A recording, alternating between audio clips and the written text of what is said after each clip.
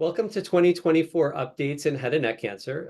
This is our update on HPV negative curable cancer. Just as a brief reminder, we've learned in recent years that the human papillomavirus, the same virus that we know and hate from cervical cancer and anogenital cancer, can also cause a lot of cancer of the oropharynx, meaning the tonsil and the base of the tongue, and that these have a much better prognosis than the cancers not driven by this virus.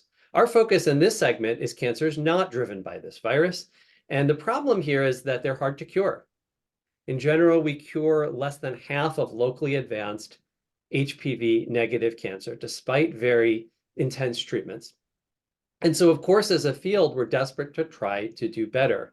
Let's get the bad news out of the way first. Dr. Patel, can I ask you, what have we failed on recently? Well, there's been a lot of excitement in the area of immune checkpoint therapies broadly across a lot of different cancer types. And this has been something that's changed our practice in patients with recurrent and metastatic head and neck cancers. So naturally, it was important for us to look at this at earlier stages of disease to see if we could use immune therapy as a way to improve cure rates, as Dr. Weiss mentioned, in those patients that don't have those high cure rates. And unfortunately, we've seen that this strategy of adding immune checkpoint inhibitors in combination with chemotherapy and radiation therapy, as well as doing it after completion of chemotherapy and radiation therapy for locally advanced head and neck cancers, has not improved survival rates. So these are therapies such as pembrolizumab or atezolizumab, which is an immune checkpoint inhibitor. And unfortunately, those have not improved our cure rates for this disease. And so we're going back to the drawing board to try to really understand, are there ways that radiation interacts with the immune system that's different in our head and neck cancers that's led to these negative trials, or maybe there were subsets of patients that do benefit that we can focus on in future studies. But as a broad approach, that unfortunately has not improved outcomes. Sorry for giving you the sad one, but Dr. Sheth, my gift to you, what's our happy, hopeful news here?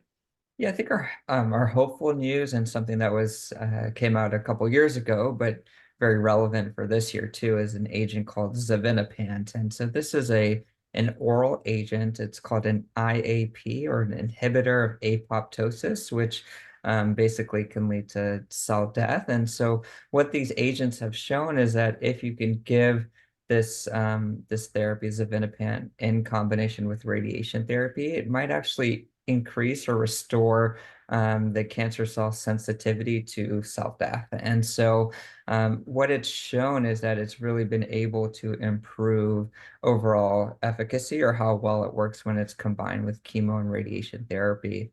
And so what the phase 2 study showed was in a 5-year overall survival, so from time of starting treatment to when a patient died, there was a doubling in the overall survival, which was very, very impressive for this disease space. And so based on those results, it has now been studied in a phase 3 fashion to see if we can confirm those results. And it's really being studied kind of in 2 flavors. One in what we call the definitive setting, so with chemoradiation therapy and a non-surgical approach, and the other is in a post-operative or adjuvant setting, so a patient gets surgery and then it's followed up by this agent with xevinapant with radiation therapy, who are not typically eligible to get cisplatin, and these are patients that have what we call high-risk disease.